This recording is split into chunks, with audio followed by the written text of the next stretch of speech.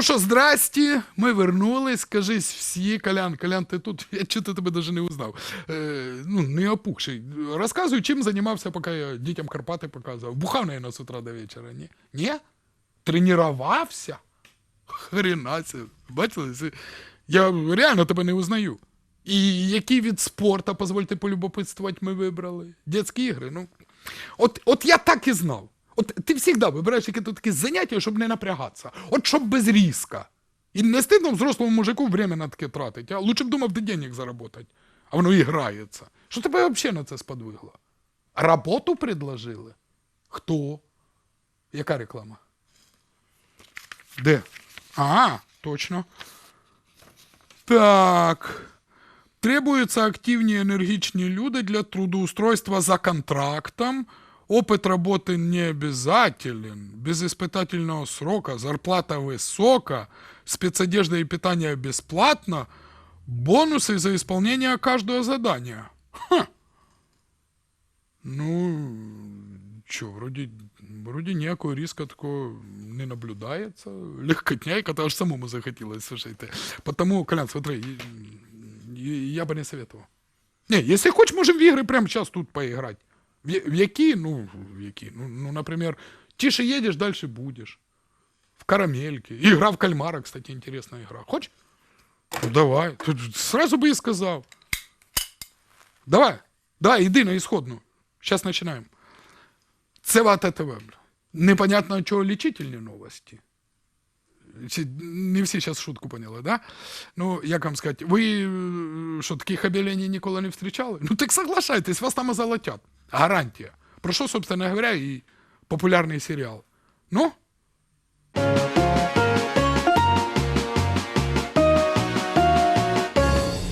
Одне, признаюсь, волновало мене усе це время. Ну, ви ж знаєте, є така хороша добра традиція, як тільки ми куди-то намилюємося, вічно случиться щось таке, і я собі вже, ну, чого тільки не надумав. Особливо знаю, в якому состоянии ми оставили вождя всього прогресивного чоловічства, тільки б, думаю, він час не окочурився. Не то, щоб, признаюсь, мені його там сильно жалко було. Скоріше наоборот, ну, як без нього далі планеті жити, ну, тут я ума не приложу. І не один тільки я. Все прогрессивное человечество со мной сейчас согласится. Все на нервах. Любое покашливание президента России вызывает настороженность у стран Запада. Почти каждое покашливание президента России Владимира Путина вызывает настороженность у западных соседей. Это только подтверждает, что на Западе внимательно следят за здоровьем российского президента. Но назло потенциальным врагам России у главы нашего государства крепкое здоровье, пишет портал «Русская весна». А ти точно цитату нам сейчас, Колян, привів? Подивись в оригіналі, там точно любой кашель, може любой чих? Да, тоді все сходиться. В смысле, чихать ми на нього хотіли, і нам, в принципі, насрать, в якому воно состоянии. Но якщо Росія так уверена, це дуже хорошо. Тепер же на цей кашель всіх предателів Родини можна як на живця ловити. Щоб Путін кашлянув, і хто обосреться з перепугу, то і скритий враг. Внедренный Западом, аби розвалить великою Росію. Ану, Владимир Владимирович, ану давайте, регоніть отак, як ви умієте і любите так, от всієї душі. А ти, Колян, внимательно в бинокль смотри, хто там перший дернеться. Валентина Матвиенко испугалась кашля Путина. Напомним, что инцидент произошел на последней онлайн-встрече президента РФ Владимира Путина с членами правительства. Спалилась предательница. Все, полицию вызвали там уже, да? Пакуйте її к чертовой матери. Все, а представляете, что на Западе творится? Там уже все, там предприятия поостанавливалось. Там же на каждый кашель Путина, там до мини-печи вырубают, люди на площади выскакивают, стоят в нервном волнении, ток обне... Ну, Іначе, ну що нам усім делать? Без нього наш Запад тепер хоч закривай. І щоб не ставити всю цивілізацію на грань катастрофи, російська пропаганда вирішила, ну, хоч як-то успокоїти западних сусідів. То ви, як завжди, все перепутали, забули, з ким маєте діло. То на вашому дрімучому Западі завжди все наоборот. Не так, як у нормальних людей. У вас там як? Якщо чоловік кашляє, то він больний, да? А тут Росія. Тут ти больний, якщо ти не кашляєш. Путин кашляет, как здоровый человек. Орвел. Війна – це мир, свобода – це рабство. Кашляєш, значить здоров. Все, іди работай. І от, наскільки я розумію, їхнє зазеркалье, там зараз усі, щоб показати своє буйволяче здоров'я, начнуть не то, що кашлять, а пердіть і ригать. І ну, тим самим показує свою максимальну близость до народу. Бо там же зараз вся страна, от вона здорова, як ніколи. Матвиенко ответила на вопрос о введении локдауна в России. Матвиенко считает, что оснований вводить локдаун в России из-за ситуации с COVID-19 нет. Та взагалі ніяких причин даже волноватися нема. То раніше, коли боліло там, ну, по 10 тисяч і умирало по сотні чоловік в день, от тоді були, да, тоді були. А зараз, коли ті всі цифри кажуться якоюсь абсолютно несерйозною дитячою романтикою, та зараз про це навіть і говорити ніхто не хоче. Ну, такое, що це, таке.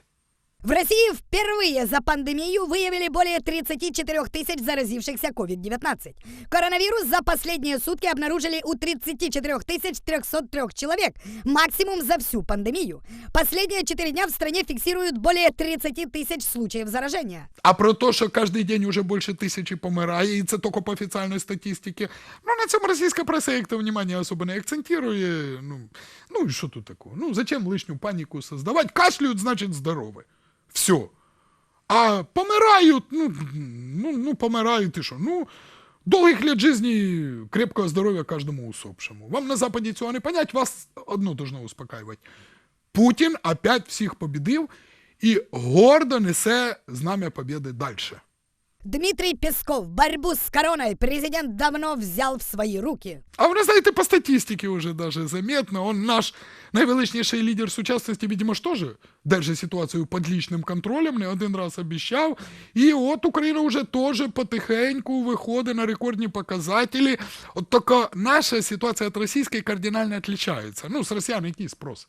Да, у них вакцин ніколи не було, зараз немає і в ближайшій перспективі не предвидиться. А у нас вибір вакцин ого-гошний. Но наш народ оказався мудрее всіх достижень современної цивілізації. Він може піти напитися води прямо із-під крана, купити якусь дешеву колбасу, а такої даже собаки відвертаються. Но уколоть себе чим попало він не дасть, тому що хрен його знає, що вони туди намішали. Ну, в смислі, не в воду.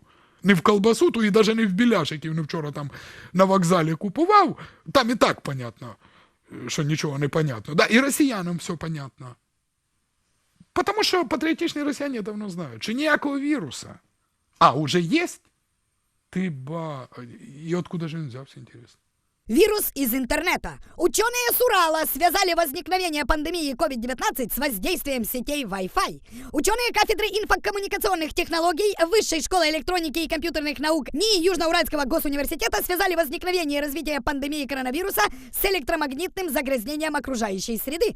Работа опубликована в сборнике трудов 4-го Международного научно-технического форума «Современные технологии в науке и образовании». Дяді, а ви точно учені? Да, ну, Колян, раз так, то надо піти бабушек на лавочці під під'їздом порадувати. Що, ну, так то, виходить, вони теж учені. Поздрав їх, їхня теорія підтвердилась. Ну, що вокруг одні наркомани і проститутки, а вірус із інтернету. Да, і хай можуть іти кандидатську диссертацію на цю тему вже захищати. Хоча там ще непонятно, хто від кого должен захищатися. Эти такі, що у них попробуй ще що-то відбери. Ну, тепер то що хорошо? Тепер то хоч понятно, чим цю болезнь лічить. Тут ніяка вакцина точно вже не поможе. Тут поможе то... Ну, догадались, про що я, да? Ну, даю підсказку, дивіться. Ну, це ж логічно.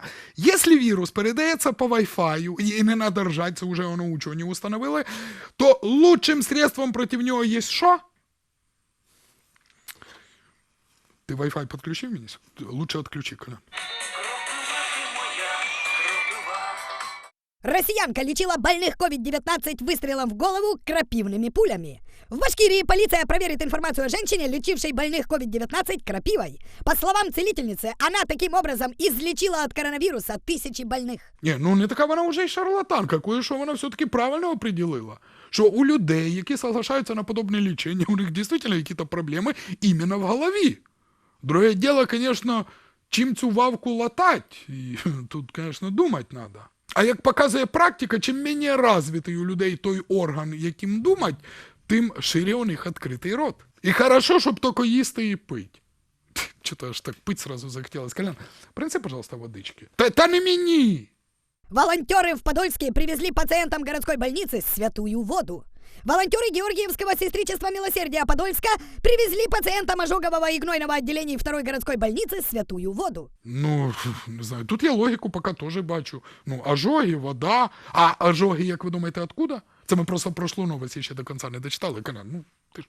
По словам целительницы, крапива обладает космической фиолетовой энергией. Также женщина распыляет на тело жидкость при помощи пульверизатора и поджигает ее. А ви ще потім питаєте, що чоловік заболіває ковідом, а оказується не в інфекційному, а в ожоговому відділенні, в якому із всіх лікарств це тільки яка-то вода в 3-літрових банках привезена якими-то сторонніми людьми, і це все?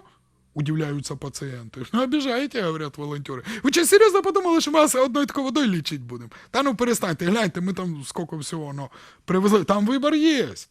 В рамках визита волонтеры пообщались с пациентами и подбодрили их, а также раздали духовную литературу, молитвословы, акафисты святым, жития святых. Ну, це точно поможе. Не крапив'яні, звісно, пулі. Ну, теж так, в принципі, нічого. А ви ще потім удивляєтесь, що в їхніх больних потім ще й смертність зашкалює. А все тому, що я вам ще раз говорю, що російська медицина ізначально попутала симптоми живих з симптомами здорових. І медицина їхня не винувата, що в стране така традиція, документи про виписку обитателям морга исключительно видавати, ну, или там наоборот. Путин заявил, что оппозиция в России жива. Слушайте, ну чувак же реально болен, ну ви зря його не лічите.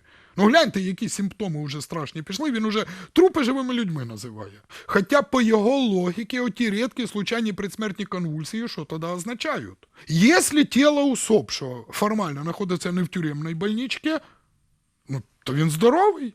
Далеко не все в тюрьме. Путин заявил, что оппозиция в России жива.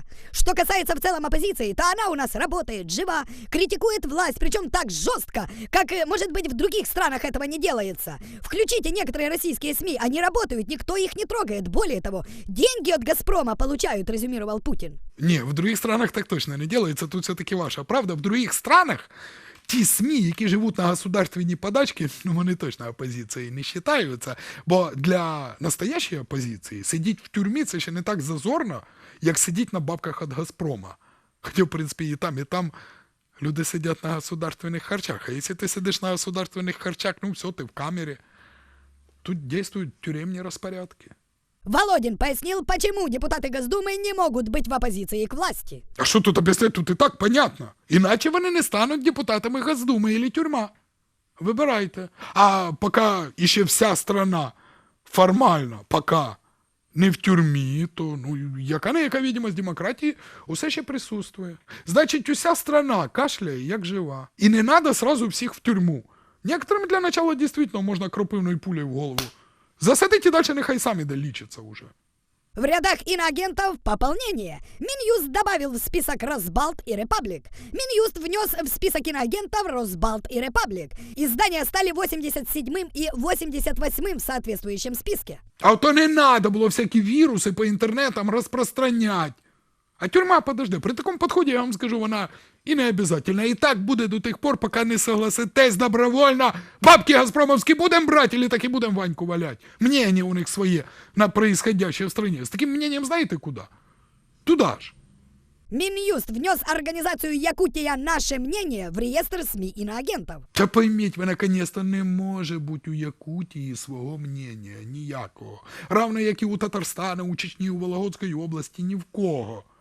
Даже у заграничных стран не може бути свого мнення, тому що із-за цих ваших мнений, які ви по інтернетам розпространяєте, на Росії потім епідемія ковіда. Ілі ви думаєте, откуда він береться? Вам же учені вже все об'яснили.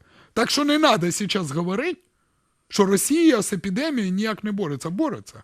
І бореться по активній всього остального міра. За последние 10 лет Россия просила Google блокировать контент чаще, чем все остальные страны вместе взятые. Издание BBC, ссылаясь на отчет Google, заявило, что Россия за последние 10 лет стала абсолютным лидером по числу требований об удалении контента. С 2011 года РФ направила компании 60% от общего числа запросов по всему миру – 123 606. В нем содержатся требования об удалении 950 тысяч единиц контента, в основном из поиска и видеохостинга YouTube. Лидирующую позицию по числу запросов РФ занимает с 2016 года. А то, що Google з Ютубом до сих пор не в тюрмі, то нехай Газпром і благодарять. То він за них вступається. Іначе йому тупо ніде буде свої грязні проекти рекламувати. І без яких ніхто в мірі так і не узнав би, що на Росії ще, оказується, опозиція яка-то є. И что она до сих пор не в тюрьме, некоторые даже Нобелевские премии получают. Потому молча слушайте, що вам говорять, і услужливо исполняйте всі рекомендації, які дуже скоро стануть тут, от ніфіга уже даже не рекомендаціями. Контент как на подбор. Депутаты обратили внимание на рекомендательные алгоритмы соцсетей. Работа рекомендательных систем, используемых в Facebook, ВК, Instagram, YouTube и других ресурсах, будет контролироваться властями. Согласно готовящемуся законопроекту, платформы обяжут обеспечить пользователям возможность отключения алгоритмов, которые формируют в его ленте специально подобранный контент. По мнению депутатов Госдумы, они повышают риски социальных конфликтов. Бизнес же опасается, что инициатива затормозит развитие технологий и скажется на финансовых показателях. Та не ссите вы, вам нужный контент, власти ж сами и поподбирают. Це ж просто мечта для российского патриота. Ни хрена не делать и бабки за це получать, потому самым услужливым. Власти, вот эти ваши финансовые показатели в газпромовских конвертах отдельно и поподимають, зато порядок буде во всьому мірі. Будете кашлять, но кашлятимете як здорові. А так і епідемію заодно можна буде побороть. Ну, просто інформація про заболівших і умерших перестане попадати в новосні ленти і все. А других яких-то способів лічення у російській власті для вас просто нема. Ну, ще можна, разве що у волонтерів взяти святу водичку і в роутер ленуть. Кажуть, помагає. Ну, или крапивой. Только не в голову, бо, судя по всему, без толку, а по жопе. С детства, скажу я вам, помню, як достаточно эффективный метод. А у нас посылочка свеженька в продолжение одной предыдущей. Ну, її надо, конечно, внимательно роздивитися. Це такий музейний експонат, якому не один музей, я думаю, позавідує. Дивіться, це подшивка «Пионерской правды» 1936 года. Самого расцвета, так сказать, сталінської демократії. І прислав нам все це пан Володимир Марченко з міста Києва. І він просив ще минулий раз, щоб ми згадали, що колекцію зібрав Володимир Степанович Старченко, нині покійний. Він був би задоволений вашими діями. ВДНГ він називав «Виспердос». І, до речі, це не просто слово взяти зі стелі, це виставка передового досвіду. Ну і так скорочено, виходить, «Виспердос». І, в принципі, скажімо так, в унісон з радянською пропагандою. Ну і от ви дивитесь, бачите, які шикарні тут газетки. І, так можу сказати, погортавши цю підшивку, що, нічого такого особенного ми тут з вами навіть і не побачимо. Для тих, хто читає нинішню в принципі, я не сильно то й ошибся. Для тих, хто читає нинішню російську пресу, нічого нового в цьому всьому немає.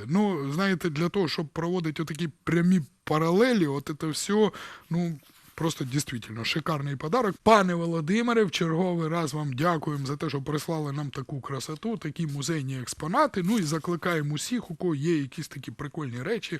Або, знаєте, навіть не тільки те, що музейне, не тільки совкізми. І ще раз нагадую, все, що ви робите своїми руками, все, що ви робите кустарним способом, все, що ви робите як український виробник, все присилайте нам. Реклама вам буде безкоштовною, і, як правило, ця рубрика викликає чималий ажіотаж, я вам так скажу, не гірше навіть всього основного, головного сюжету. Особливо, коли ваші творіння якісь унікальні, і деякі унікальні творіння, до речі, ми чекаємо буквально з дня на день, це я так просто анонсую, я сподіваюся, що вони до нас таки прийдуть, і ви подивитесь і ахнете. І, от знаєте, іноді... по-перше, коли дивишся на таке, що ніколи знову, є таке відчуття. А коли дивишся на оці екземпляри, які до нас, я сподіваюся, з днями прийдуть, і от дивишся і гордишся за наш народ, і за те, наскільки далеко ми від оцього всього вже прогресонули, і сподіваємось, не то, що сподіваємось, я впевнений, що назад вороття ніякого немає. Просто не зайвий раз про це нагадувати, куди цього вороття не повинно бути. І все буде Україна.